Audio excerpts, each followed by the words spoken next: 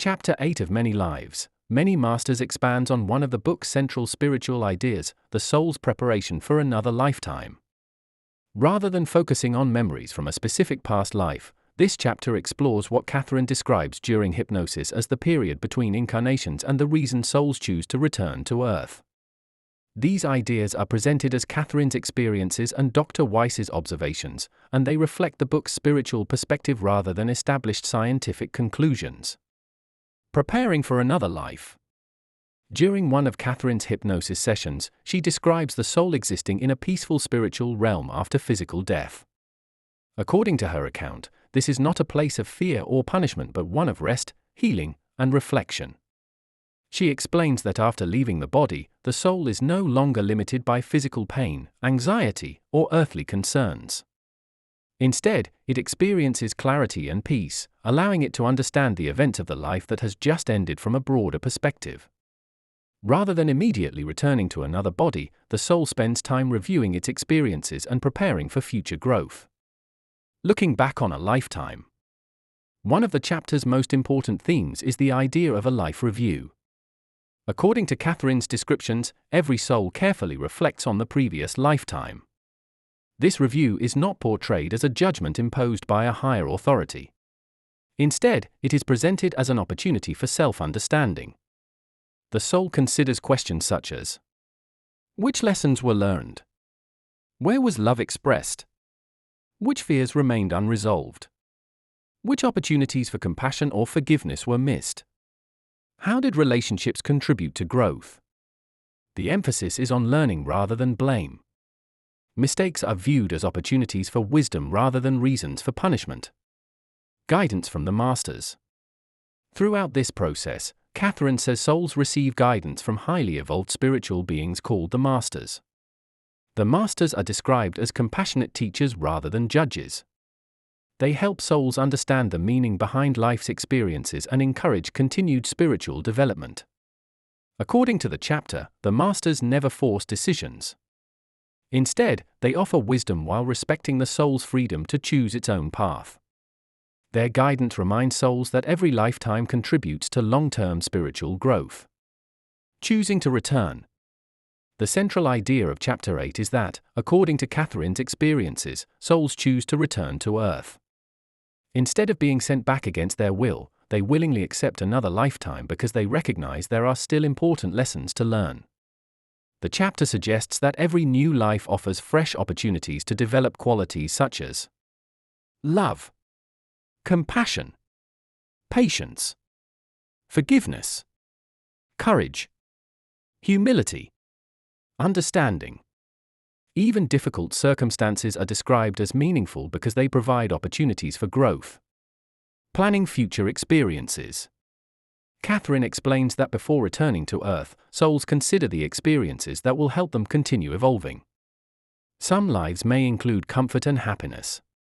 Others may involve hardship or loss. According to the book's spiritual perspective, neither type of experience is inherently better. Both can teach valuable lessons. Joy teaches gratitude. Success teaches responsibility. Failure teaches resilience. Loss deepens compassion. Forgiveness brings inner freedom. The chapter emphasizes that growth often comes through facing challenges with wisdom and kindness. Relationships across lifetimes. Another important topic is the idea that souls repeatedly meet one another across different incarnations. According to Catherine's account, people who share a strong spiritual connection may choose to return together in different roles. For example, a parent in one lifetime may become a child in another. A close friend may return as a sibling. A spouse may appear as a teacher or colleague. Although these relationships change form, their deeper purpose remains spiritual growth. Each encounter offers new opportunities to learn love, patience, trust, and forgiveness from different perspectives. The role of free will. Although the chapter discusses planning before birth, it also emphasizes free will.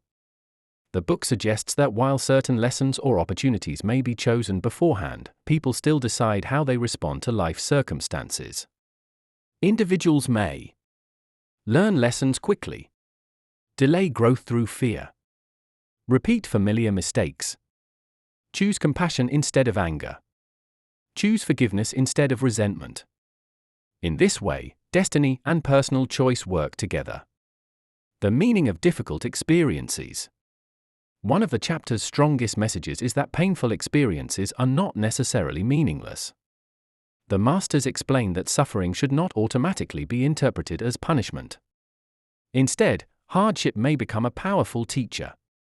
According to the spiritual ideas presented, illness may encourage appreciation for life. Loneliness may inspire compassion for others. Failure may build humility. Fear may lead to courage. Grief may deepen love. The chapter encourages readers to search for meaning even during life's most difficult moments.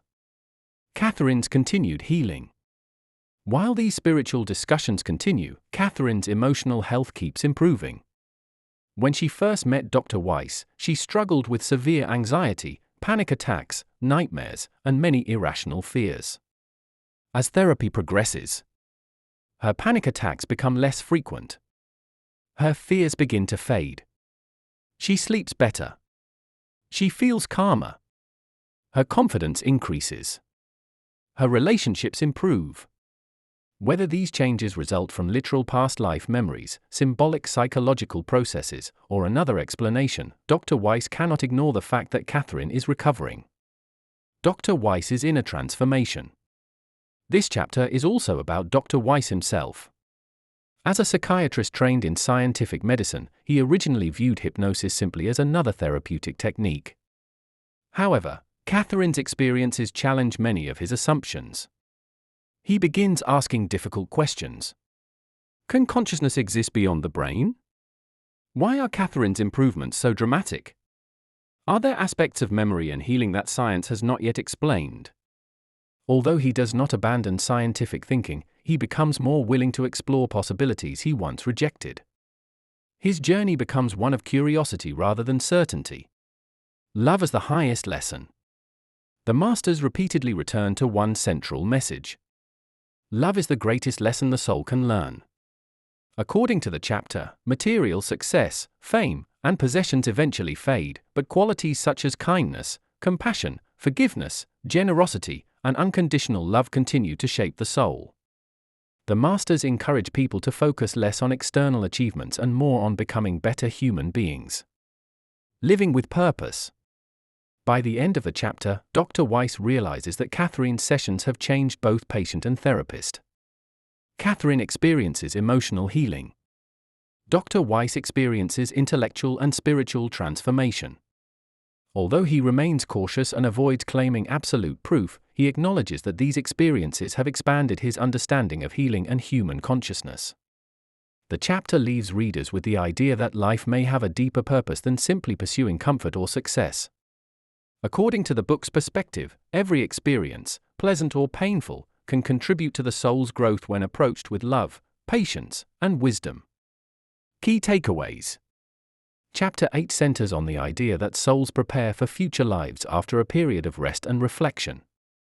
The masters are portrayed as compassionate guides who encourage learning rather than judgment.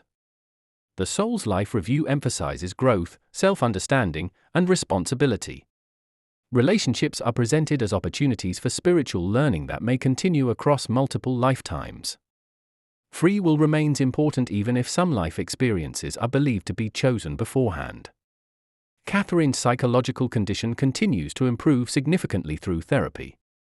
Dr. Weiss becomes increasingly open to exploring experiences that challenge conventional psychiatric explanations while maintaining a thoughtful, questioning approach. Note, the spiritual concepts in this chapter, including reincarnation, pre-birth planning, and communication with the masters, reflect the beliefs and experiences described in the book. They are not established scientific conclusions.